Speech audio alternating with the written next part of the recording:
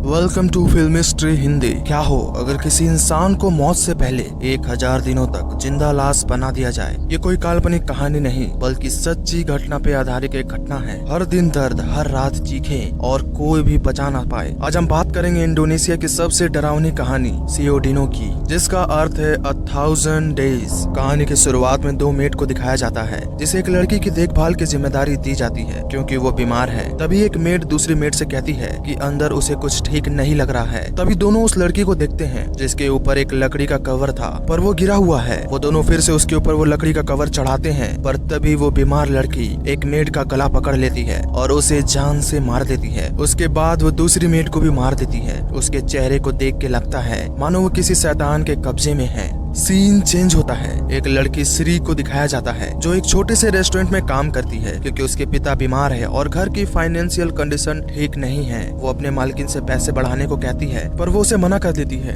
क्योंकि उसके रेस्टोरेंट की कमाई उतनी नहीं है। वो उसे एक एड दिखाती है जिसमें एक हेल्पर की जॉब है, वो भी शहर के सबसे अमीर परिवार एट मोजो के घर में। अगर उसे वो जॉब मिल गई तो उसे अच्छी सैलरी मिलेगी। अगले दिन वो इंटरव्यू देने चली जाती है पर लड़कियों की भीड़ देखकर वो अपना इरादा बदल लेती है और वापस जाने लगती है। तभी एक कार से उसकी टक्कर होती है जो उसी अमीर फैमिली की थी। कार से एक औरत निकलती है जो श्री को उस घर के अंदर ले जाती है क्योंकि उसे चोट आई थी। वो उसके चोट पे बैंडेज करती है। वो औरत उससे पूछती है कि वो वापस क्यों जा रही थी। श्री कहती है उसके पास हायर एजुकेशन नहीं है जो यहाँ इंटरव्यू देने आई लड़कियों के पास है। वो औरत कहती है कि वो उसके लिए बात करेगी। अगर ओनर को वो पसंद आई तो उसे तुरंत जॉब मिल जाएगी। कुछ देर में उसे मौका मिल जाता है ओनर से मिलने का। वो थोड़ी डरी हुई है और नर्वस भी। उस घर की ओनर उससे पूछती है कि उसे ये जॉब क्यों चाहिए। वो कहती है कि उसे अपने पिता की दवाई के लिए पैसों की जरूरत है। वो लेडी कहती है कि मैं तुम्हारे परिवार का ख्याल रखूंगी, बदले में तुम्हें भी मेरे परिवार का ख्याल रखना होगा। अब श्री उस लेडी के चेहरे को देखकर डर रही है क्योंकि उसके चेहरे में अजीब सा घाव है पर श्री को पैसों की जरूरत है इसलिए वो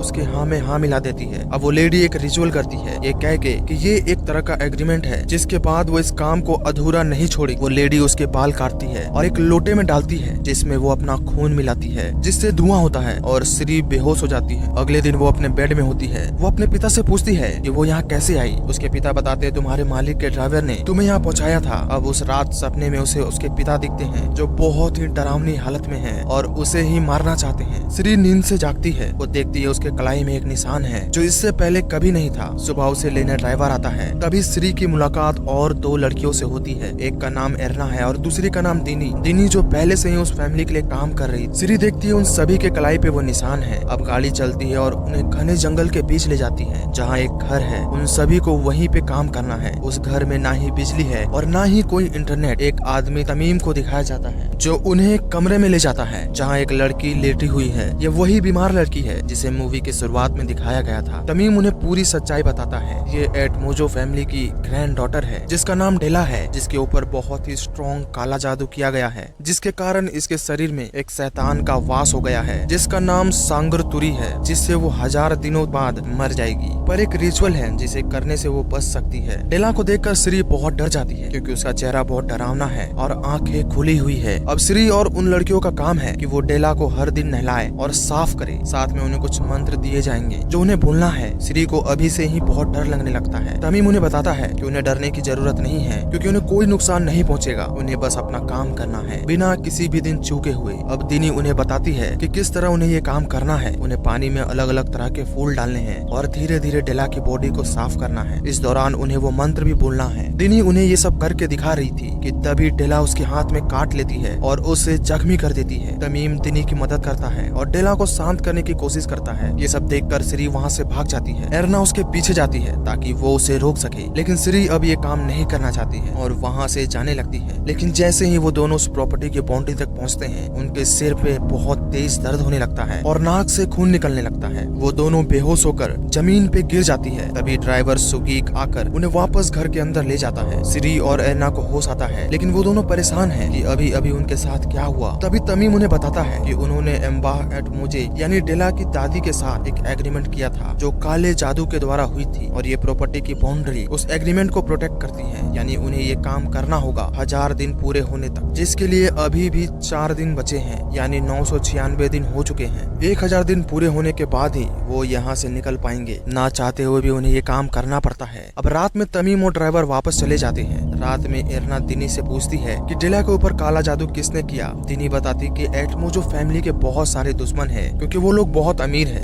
इसलिए किसी ने जलन से डेला के ऊपर वो शैतान छोड़ दिया, जिसके बाद डेला ने अपने ही माता पिता को मार दिया। पर उसे नहलाने से उसके अंदर का शैतान शांत रहता है और किसी को कोई नुकसान नहीं पहुंचाता है। यही कारण है कि उन्हें ये काम दिया गया है, जिसके लिए उन्हें बहुत सारे पैसे मिलेंगे। अगले दिन दिनी सिरी और एरना से पूछती है कि आज डेला को नहलाने में कौन उसकी मदद करेगा। एरना उसकी मदद करने के लिए राजी हो जाती है। कुछ देर बाद सिरी को डेला के कमरे से आवाज आती है, वो किसी को पुकार रही है। सिरी को कमरे में किसी के चलने की आवाज आती है। वो दिनी को इस बारे में बताती है, पर दिनी उसे ये सब इग्नोर करने को कहती है और बताती है कि पंप खराब हो चुके हैं, किसी भी तरह से ठीक करना होगा, वरना उन्हें पानी नहीं मिलेगा, और पानी नहीं होगा तो वो डेला को नहीं नहला पाएंगे। इसलिए वो एरना को अकेले ही डेला को नहलाने को बोलती है, ताकि वो और सिरी मिलकर पंप को ठीक कर सके। अब सारा काम खत्म करके तीनों सोने चले जाती हैं। सपने में सिरी को एक गन्ने का खेत दिखता है, जहाँ कोई उससे मदद मांग रहा है। तभी उसे एक आदमी दिखता है जो उसके पास दौड़ता हुआ आ रहा है। अचानक सिरी की नींद खुलती है। वो देखती है बेड पे गन्ने के पत्ते हैं। वो पूरी बात दिनी को बताती है, पर दिनी उसे ज्यादा सोचने से मना करती है। वो कहती है कि 2 दिन की बात है, उसे अपने काम पे ध्यान देना चाहिए, फालतू की चीजों पे नहीं। अब आज सिरी की बारी है डेला को नहलाने के लिए।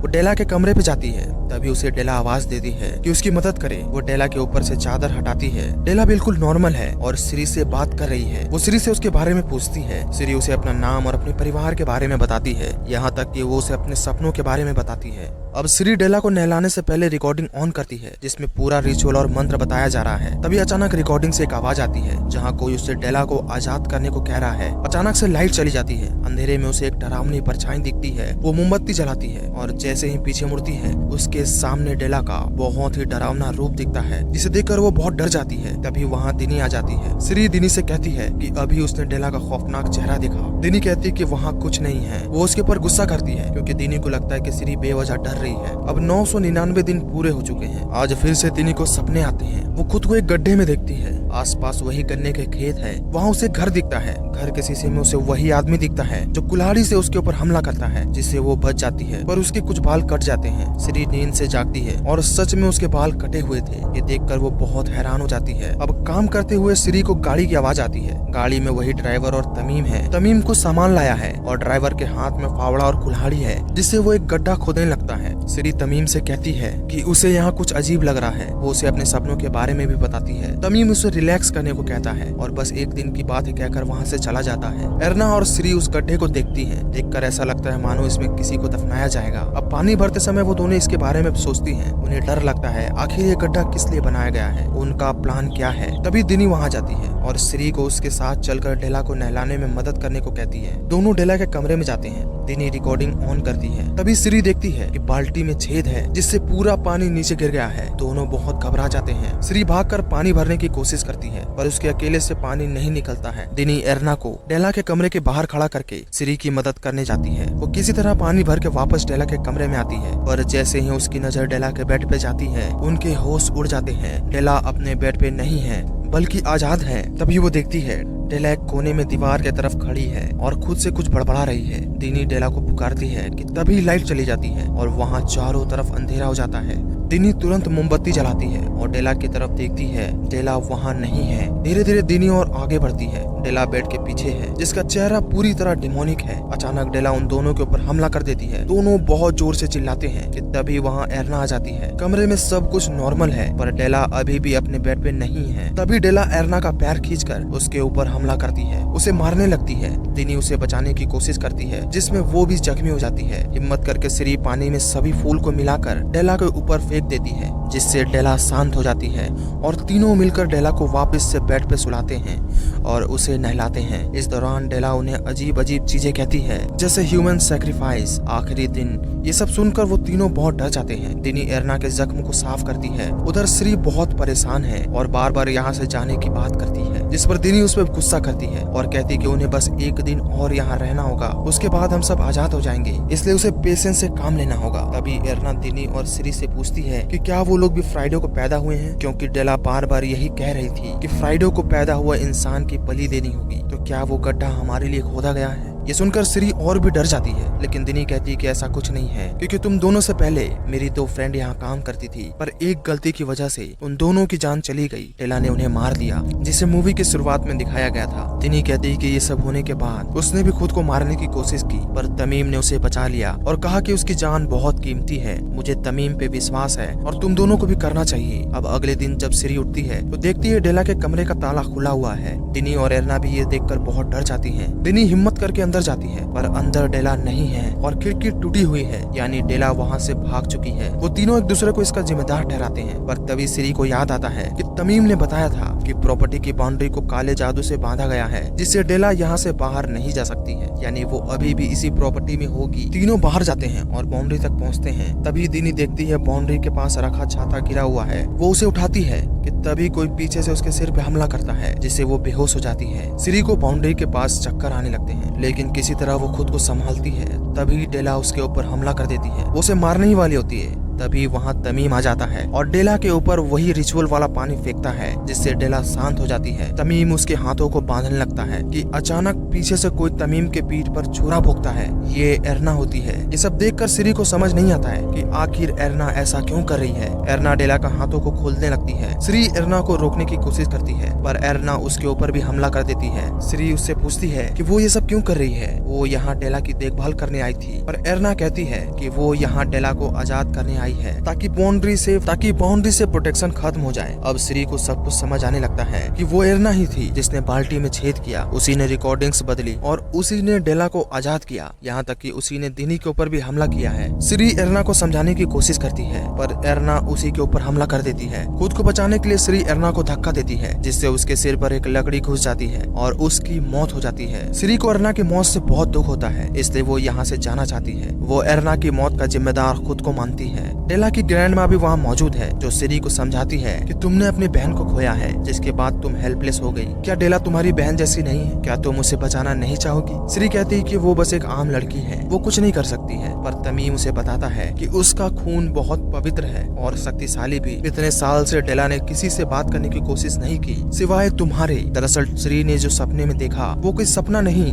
बल्कि दूसरी दुनिया है, जिसे सुकोमा कहते हैं, जहाँ डेला कैद है। डेला की ग्रैंडमा कहती है कि डेला को बचाने के लिए बहुत जाने गई है, पर एरना आखिरी है, उसके बाद किसी की जान नहीं जाएगी। ग्रैंडमा श्री से रिक्वेस्ट करती है कि वो डेला को बचा ले, क्योंकि उसके अलावा उनका उस दुनिया में कोई नहीं है। श्री उनकी बात मान लेती है और एक लास्ट रिचुअल को परफॉर्म करने के लिए तैयार हो जाती है। अब गड्ढे में डेला को रखा जाता है, जिसके बाद तमीम दिनी को कहता है कि रिचुअल के दौरान उसे डेला की बॉडी को साफ करते रहना होगा, ताकि उसके अंदर का शैतान शांत रहे। डेला के बगल में श्री भी लेट जाती है, ताकि वो सुकोमा जा सके और डेला को बचा सके। श्री के ऊपर खून डाला जाता है। तभी अचानक श्री वापस से दूसरी दुनिया में पहुंच जाती है। इस बार उसके पास लड़ने के लिए एक छोटा चाकू भी है। वो गन्ने के खेत से होते हुए उस घर तक पहुंचती है जहां से डेला उसे पुकार रही थी। वो दरवाजा खोलने की कोशिश करती है। उधर दूसरी दुनिया में दिनी के पास पानी खत्म हो चुका है। वो तमीम को पानी लाने को कहती है। तभी अचानक डेला जाग जाती है और दिनी के ऊपर हमला करके उसके कान काट लेती है। वो तमीम के ऊपर भी हमला करती है, पर ड्राइवर डेला को पकड़ लेता है। उधर सुकोमा में श्री दरवाजा तोड़कर अंदर घुस जाती है। वो डेला के आवाज का पीछा करती है, जो एक कमरे से आ रही थी, पर कमरा लॉक होता है। वो डेला से चाबी के बारे में पूछती है। तभी वही आदमी उस पे हमला कर देता है, लेकिन श्री उसे चाकू मार कर जख्मी कर देती है और उसके गले से चाबी निकालकर डेला के कमरे में जाती है, जहाँ डेला बैठी है। श्री उसे अपना नाम बताती है। श्री को देखकर डेला बहुत खुश होती है। अब असली दुनिया में डेला ड्राइवर को भी मार देती है और अपने ग्रैंड पेरेंट के ऊपर हमला करती है, पर अचानक वो शांत होने लगती है, क्योंकि श्री ने उसे ढूंढ लिया था। अब उस दुनिया में श्री डेला को लेकर भागने की कोशिश करती है। तभी वो आदमी फिर से श्री को रोकने की कोशिश करता है और डेला के कंधे पे चाकू मार देता है। डेला श्री और खुद को बचाने के लिए उस कमरे में आग लगा देती है और मौका देख के वो दोनों वहाँ से भागते हैं। पर गन्ने के खेत के पास पहुँचते ही पीछे से एक डेमन उनके ऊपर हमला करता है। वो डेमन एक औरत है जिसके पेट के नीचे कोई अंग नहीं है। डेला और श्री अपनी पूरी ताकत से उस शैतान से लड़ती हैं और आखिरकार वो डेला को वापस लाने में कामयाब हो जाती हैं। असली दुनिया में डेला बिल्कुल ठीक हो चुकी है। उसकी दादी उसे वापस देखकर बहुत खुश होती है। सब कुछ ठीक हो चुका है। पर सुकोमा यानी दूसरी दुनिया में वो डेमन उस आदमी साब्दो कुन कोरो के ऊपर गुस्सा करती है, क्योंकि उसकी वजह से डेला आजाद हुई। वो उसे भी मार देती है। वापस से असली दुनिया में श्री डेला की दादी से अलविदा लेती है। वो श्री को पैसे देती है, पर जाते जाते श्री उनसे पूछती है कि ये सब आपने शुरू क्यों किया। वो कहती है तुम्हें अपने काम पे ध्यान देना चाहिए, तुम्हें इन चीजों से दूर रहना चाहिए, तुम इन चीजों से जितना दूर रहोगी उतना सेफ रहोगी। श्री उनके पैसे नहीं लेती है और वहाँ से चली जाती है। अब रास्ते में ड्राइवर श्री से कहता है अच्छा हुआ तुमने उससे पैसे नहीं लिए, वरना तुम भी मेरी तरह उसके चंगुल में फंस जाती। श्री कहती है कि तुम यहाँ कैसे फंसे। वो बताता है साब्दो कोनकुरो उसके मालिक थे, जो एटमोजो की तरह ही एक अमीर फैमिली थी, पर उन्होंने अपनी पूरी फैमिली को खो दिया क्योंकि उनके ऊपर काला जादू किया गया था एटमोजो फैमिली के द्वारा। श्री समझ जाती है कि यहाँ कल्प्रिट एटमोजो फैमिली ही है और मूवी यहीं खत्म हो जाती है। आशा करता हूँ कि मूवी आपको पसंद आई होगी। ऐसे ही रोचक और दिमाग हिला देने वाली मूवी के एक्सप्लेनेशन देखने के लिए मेरे चैनल को सब्सक्राइब करें। मिलता हूँ आपसे अगली वीडियो में।